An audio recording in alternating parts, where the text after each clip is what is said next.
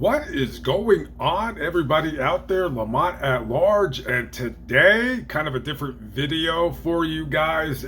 Some of you know, some of you may not know. I am always looking to switch it up on this channel, on this platform. I don't ever like doing the same videos over and over. Sometimes I like to throw a curveball at you. So today, we're in this video going to be interviewing Kevin Todd. If you are not familiar with my channel, or maybe you're not familiar with Kevin Todd, I did a video about him back last summer pertaining to the crime that he committed, which he's currently incarcerated for, which is the crime of murder. He is the guy right here. Interesting picture. He's the one that killed his coworker because basically he was trying to bully him, punk him around. He took exception to that, so he went to his car and, well, anyways. So this is my interview with him. Let me know in the comments below if you think that I should do more of these. Let me know if I should do less of these. Without further ado, this is my interview with Kevin Todd. I hope you enjoy it. Currently on the phone with Kevin Todd, who's currently incarcerated at a facility in Wisconsin. So I did a story about Kevin Todd. If anybody wants to watch the video, if you haven't seen it, the link will be in the description box below, and it'll be linked in the comments. I got an email from somebody who was incarcerated here with Kevin Todd in jail. They said that he was a very nice guy. They said you should reach out to him, maybe get his side of the story. And I did, and he responded, and here we are. So without further ado, Kevin, what's going on? Not a whole lot, man. I'm just chilling right now. Okay, so we're gonna talk a little bit about the crime. Of obviously, everybody's gonna want to hear your side of things. Yeah. But before we begin, so tell me about, how old are you? First of all. Right now I'm 25. Okay, and you were born in what town in Wisconsin? I was actually born in Florida, Sebring. Oh, okay. Then so your family moved to Wisconsin? Yeah. Okay. Yep. All right. So describe your childhood growing up in wherever you grew up, in Wisconsin or Florida. For the most part, it was in Wisconsin. I moved up from Florida when I was like 4, probably. I mean, it wasn't nothing crazy. I mean, my brother was handicapped, so I kind of had to deal with that. And then, other than that, my mom was a bit of a drug addict. Other than that, it was fairly normal. Was your dad around? Nothing crazy. No. So no relationship with him? No, I've never met him. When I did the video, what made me do your video is your booking photo. You looked very crazy. Like, let's just call it what it is. We've talked before. Yeah. It definitely was giving off incel vibes. I was imagining that you didn't have any friends. You played Call of Duty 24 hours a day in your mom's basement. You never left. You had, no social life. Yeah. And that's not the case. No. Describe your life. What was it like? I mean, really, when I was out there, I was just trying to make money, trying to better myself. Really, that was my main goal. So you had friends in high school. Yeah. Oh yeah. Yeah. And you had a girlfriend. Do you have any kids? No, I don't have any kids, but I did have a girlfriend before I got locked up. So you had a car, a job, a girlfriend. What kind of work would you normally do when you were out? So I was in CNC machining. That's what I was doing for a while there. But that company kind of screwed me over. So I quit there, and then I took probably a year-long break from working. So I had money saved up so I could still pay my bills. And then I got back into the last job that I had where the incident occurred. Okay, and so we're gonna talk about that incident. So take us back. Okay, so the name of the place that you were working at All was calls other than properly placed attorney calls may be monitored and recorded. the place that you were working at was called Precision Tool, or was that what it was? Precision Drawn Metals, I think is the name. Okay, correct. So you get a job there. What was your job? So I was trying to get into the CNC room because they had a CNC machine in the back, but I had to start on their normal machines. They're just presses, basically, like 20-ton presses. They'd press out different parts and stuff like that. Okay, so you get a job. You're hired on. You do the orientation or what have you, and Yep. and then you had an encounter with somebody at the place. And what was his name? Yeah. His name was Devin. I don't know his last name, but Okay, Devin Hill. So yep. so you see this guy Devin. Tell us what your first encounter with him was. So my first encounter where I actually talked to him was I went to the bathroom to kind of take like a little smoke break, and so I go into the stall so nobody would see me smoking and shit. And as soon as I walk in the stall, he just started talking shit. I don't remember the exact words he said, but he was like, "Oh, you gotta go to the stall to use the bathroom. You can't use the urinal like a man," or something like that. Okay, what was your first thought when he told you that? I mean, I kind of thought he was like a dick for saying it, but at the same time, it was kind of funny. So I kind of laughed in my head and I kind of just brushed it off as whatever. So you didn't get mad. You were just like, okay, that's kind of weird. It's kind of funny. Whatever. Yeah, yeah. So how long have you been at the job before he said that to you? That was on like the third or fourth day, probably. I was still going through the training. Okay, and was Devin a supervisor or anything like that? Nope, he had only been there like 3 or 4 months from what I heard. And what was Just regular worker, just like me. and what was his job there? Same as mine, just running the press. Okay, so talk about what your next run-in or incident with him. What happened?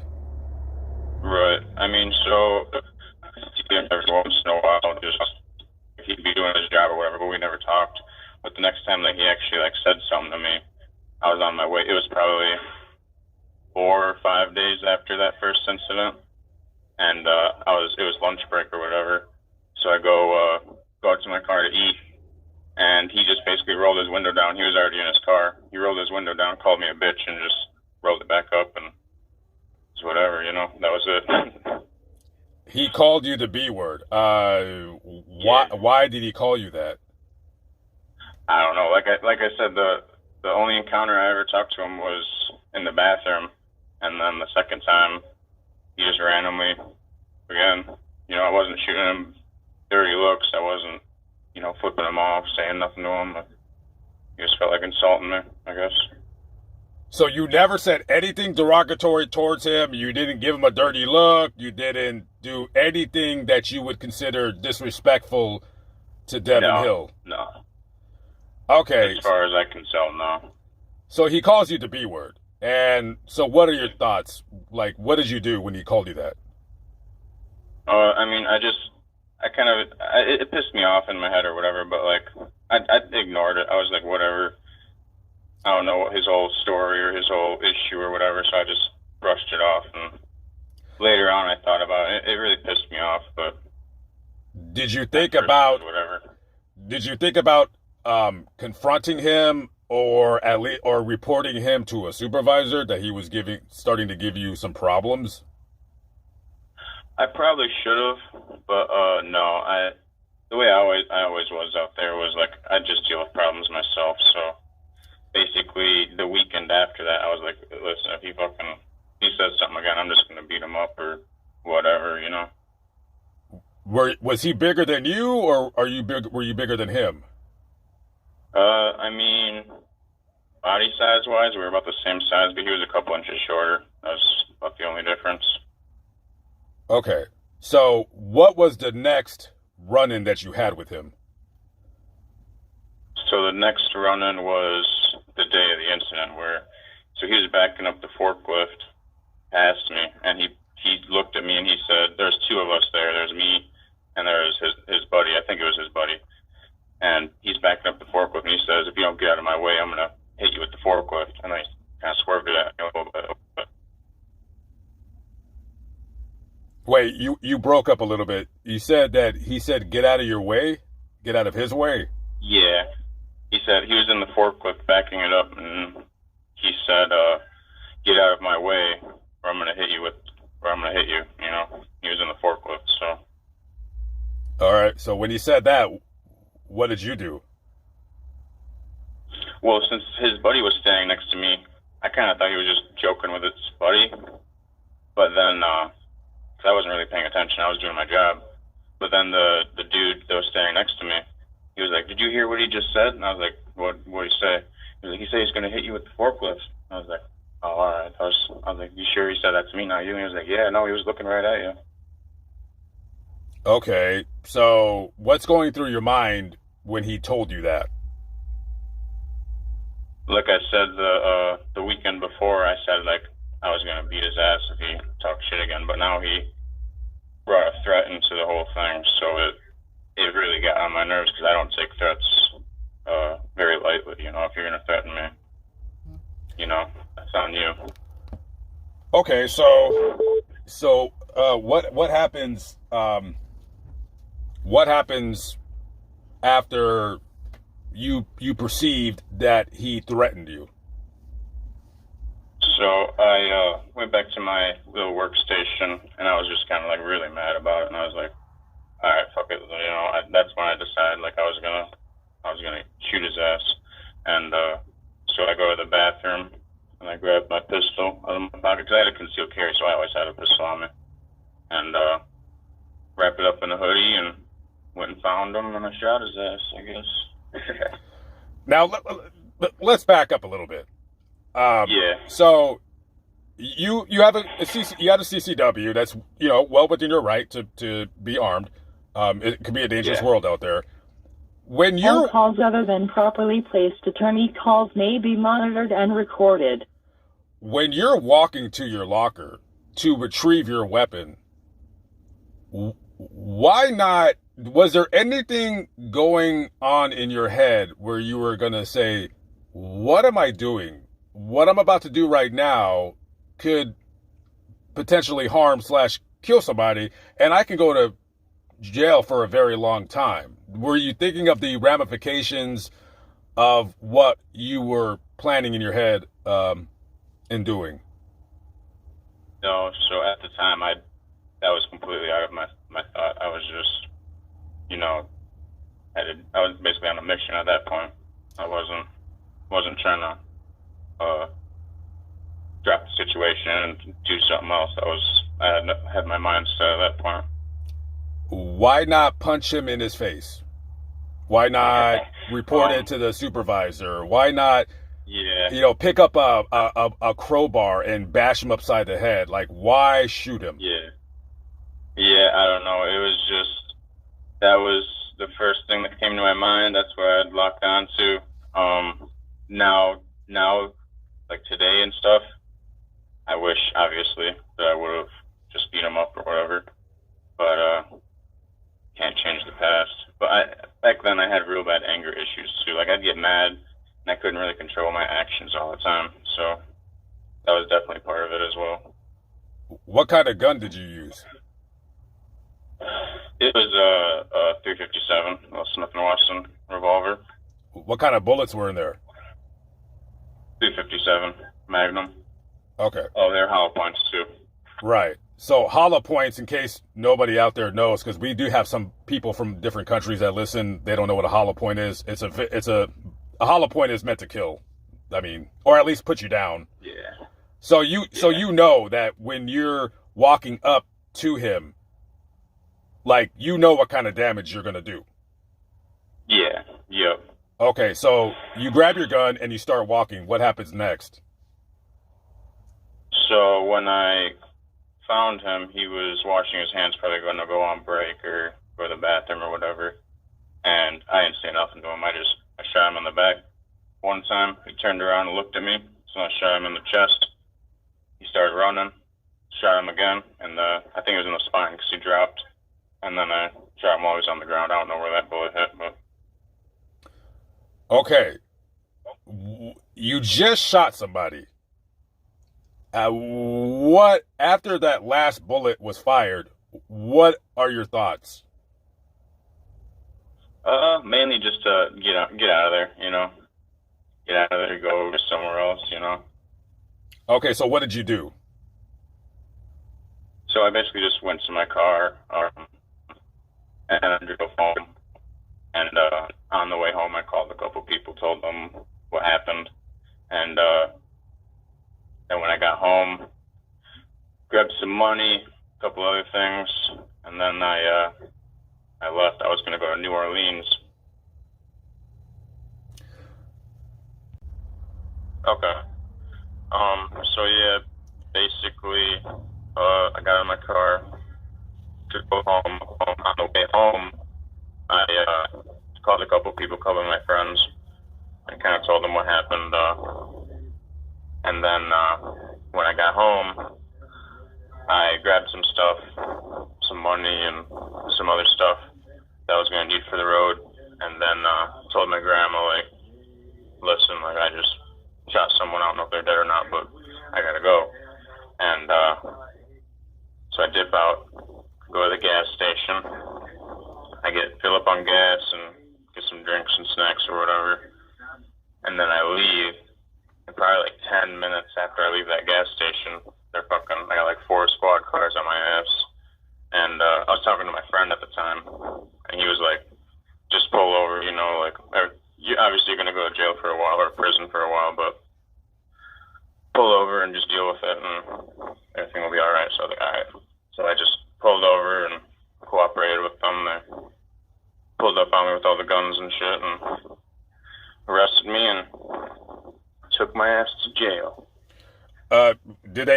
When did they interview you? Like, when did you go to the interrogation room?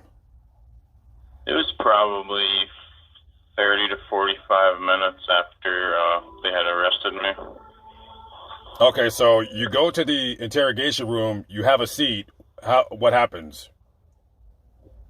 So when I was in there, you know, they read me my rights and all that fun stuff, and they basically just started asking a bunch of questions, and I was totally honest. I just told them, like, yeah, you know, basically everything that I just told you. I told them what happened and why it occurred, and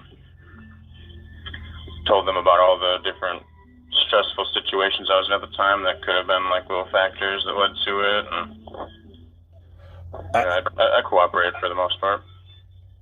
As you're in the room, are you wondering whether he's okay or he's dead, or is that going through your mind? Well, like 3 or 4 minutes into the interrogation, they told me that he was dead. They told me that he died on the way to the hospital, so I wasn't wondering about it too much, really. Did you feel bad? He brought it up, and I was like, what's that? Did you feel bad at the time when they told you he was dead? A little bit, yeah. I mean, it didn't bother me as much as it does now. Back then, I was kind of edgy or whatever you want to call it. So it didn't really bother me. It bothered me about his family. Like, I kind of felt bad for his family. You know, his mom, his girl, and whoever else he has in his family. So that's what made me feel bad the most. Okay, so you go to jail, and then you're going through the court stuff. Did you hire a private lawyer, or was it a public defender? No, it was just a public defender. Were they trying to give you a more serious sentence than what you ended up getting? Yeah, they were trying to give me first-degree intentional homicide. They tried to give me life without parole. And you ended up getting how many years? 30 years in and 10 years out. They dropped it to second-degree intentional homicide. When you were in the court and you were being sentenced, and the family, they have their victim impact statements, what were you thinking as the family members are, I mean, whether they were talking or yelling or screaming or? Yeah. So he only had one family member speak for him. It was his aunt.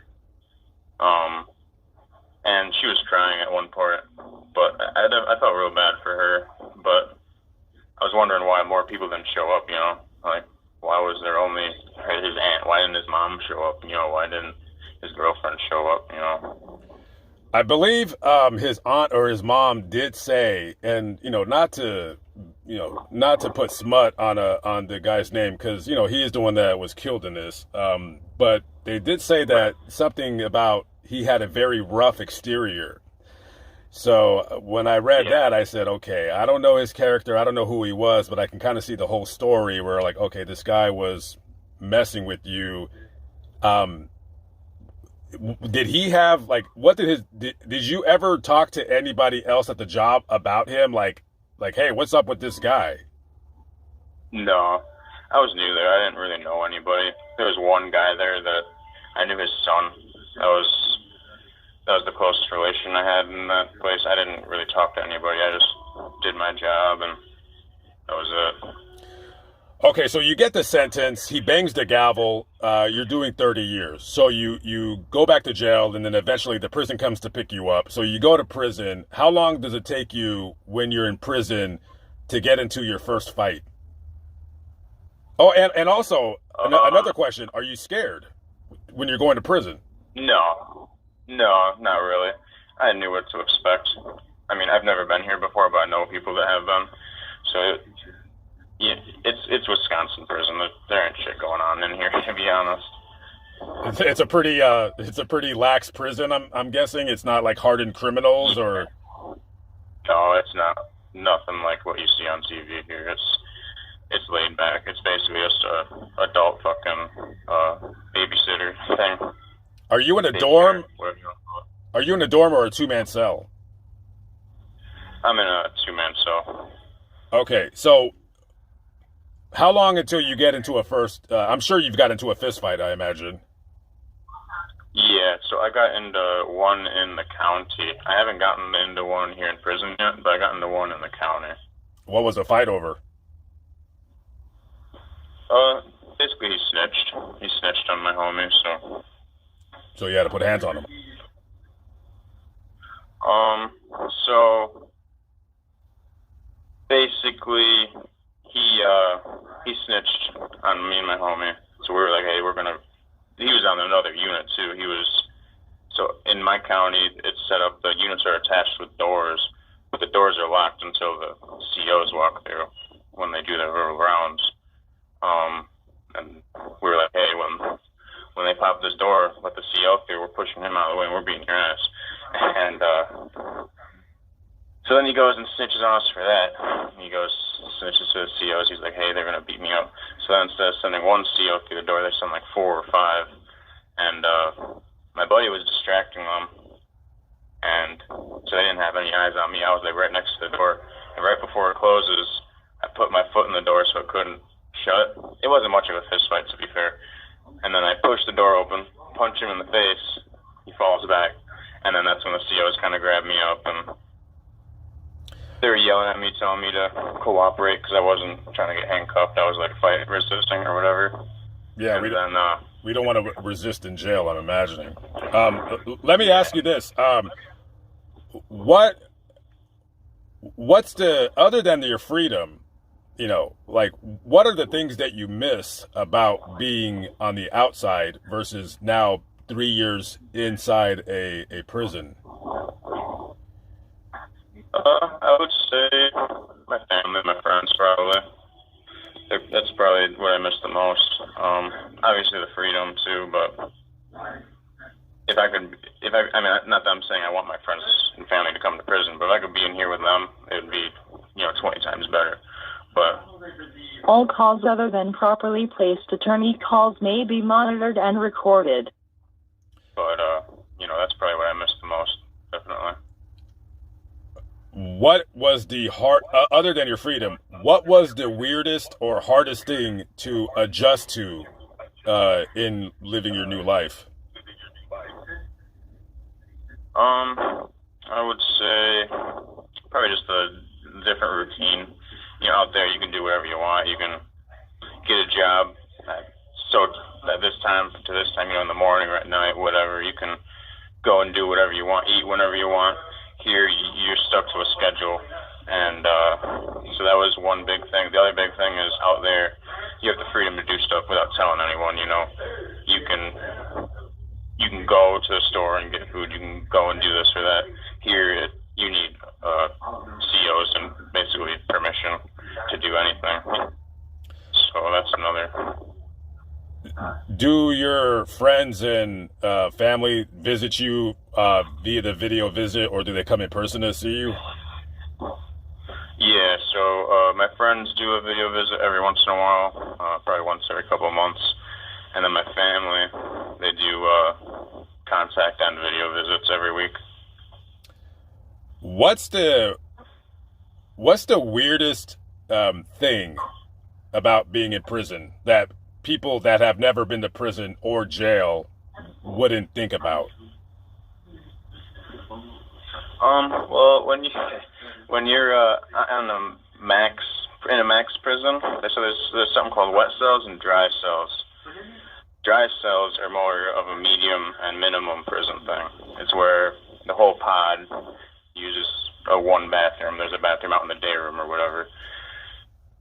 But in max, since you're locked in your cell all day, you get a wet cell, which is where you have a toilet or a sink in your room. So when you gotta use the bathroom, you gotta do it with your cellie in the room, which fucking sucks. You don't think about that when you're out there, but when you come in here, it's a pretty shitty thing. But what are the rules for your cell with your cellmate? Rules? I mean, just pretty much respect each other's space, and if they're doing something, let them do what they're doing, kind of fall back, get out of the way. If you gotta do something, and they'll do the same thing, there's not too many. Everyone's different, but those are the main ones that say, and have a decent hygiene, because like I said, we're locked in the cell over 20 hours a day.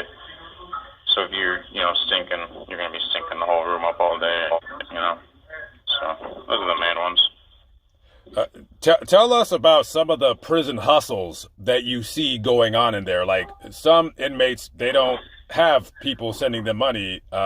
What's something that you would see that you can speak of in this facility? Right. So I'd say some of the weird ones are like people make like tablet holders, stuff like that. Make necklaces. There was one dude that was making like little, I forget what they're called. You put them under your cup to catch the condensation. He was knitting those out of some wool or whatever you call it, some yarn. Oh, okay, that's pretty artsy. Yeah. What in being there, in being in prison, is there a prisoner that you can talk about or anything that is crazy that like you don't mess with? Is there anybody in there that you're scared of? No. I mean, some people act crazy, but they're just, they're schizophrenic or, bipolar or whatever. It'll be a moment where they're screaming or whatever, and then it passes. There's nobody in it that's actually like I said, it's Wisconsin prison. There's nobody in here that's on some shit, running around doing dumb shit, Last question. What's the first thing, because your parole date is 2053, you said? 2052. So you'll be like 55, 54. Yeah, 54, I believe, maybe 53. What's the first thing you want to do when you get out? I haven't even thought about that. Probably just catch up with my friends and my family. Okay. Well, listen, thank you for your time. I appreciate it. I know you did a very bad thing, and I'm not excusing it, but everyone has a story, as I always say, good or bad. So thank you for taking the time to talk to me. I hope you take it easy in there and try to do your time the best way you can. And I don't want to say some boilerplate cliche, hope you learn your lesson, but I think you'll figure that one out as time goes on. Yeah, oh yeah. All right. Yep. All right, you take it easy. Yep, you too.